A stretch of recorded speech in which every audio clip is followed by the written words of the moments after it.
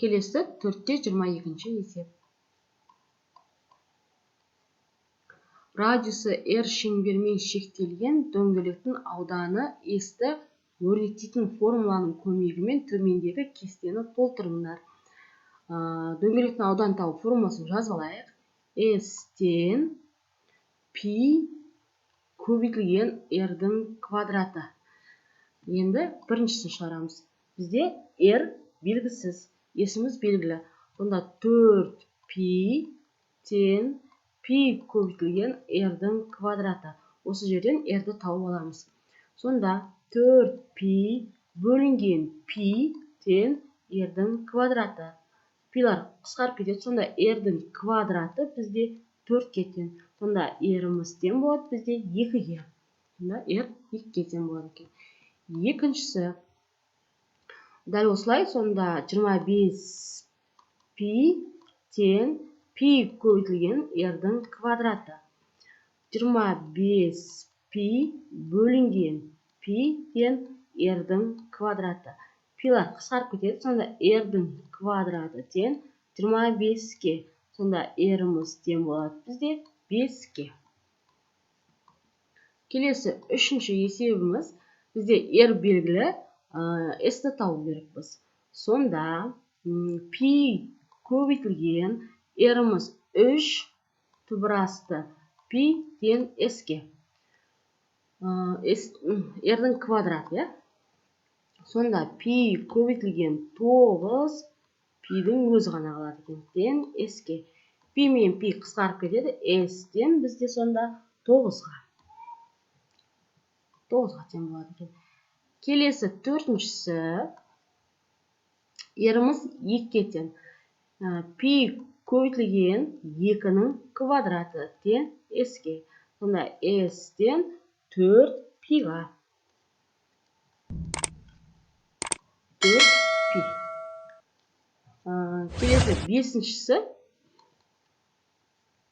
5. Π көбейтілген 5-дің квадраты тең S-ке. Онда S-іміз тең 25π-ға. 25π. Келесі алтыншысы. S белгілі, яғни 9 тең π көбейтілген R-дің квадраты.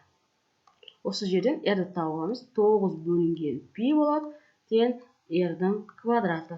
Онда R дегеніміз түбірге алатын болсақ 3 болады, бөлімінде түбірасты π болады екен. Онда 3 бөлімінде түбірасты π. Келесі жетіншісі. 11-ге тең 11 тең π көбейтілген R-дің квадраты. 11 бөлінген π R-дің квадраты. Сонда R-іміз тең түбірасты 11 бөлінген π-ға. Пи мынау бізде 11. Сонда түбірасты 11 бөлінген π. Келесі 4-23 есеп. Егер шеңбердің радиусын 2 есе кемітсе, онда сәйкес дөңгелектің ауданы қалай өзгереді деді. Бізде дөңгелектің ауданы табу формуласын жазайық. S-тен π R-дің квадраты. Енді радиусын 2 есе кемітсе, радиусты 2 есе кеміту дегеніміз R бөлінген 2-ге деген сөз. Сонда оның ауданы қалай өзгереді деді. Енді орнына апарып қойып, бастапқыда біріншісі деп қарастырайық, екінші өзгергеннен кейінгісі. Яғни π көбейтілген R-дің орнына R бөлінген 2-ның жақша сыртында квадраты деп алайық. Ол дегеніміз π көбейтілген R квадрат бөлінген 4. Оның 4-ті 1 бөлінген 4 деп алдына шығарып жесек, π R-дің квадраты. Мына жерде π R-дің квадраты дегеніміз бастапқы S1-ге тең. Сонда 1 бөлінген 4 S1 болады. Сонда 4 есе кемитіндігін көреміз осы жерде. Сонда 4 есе келмейді.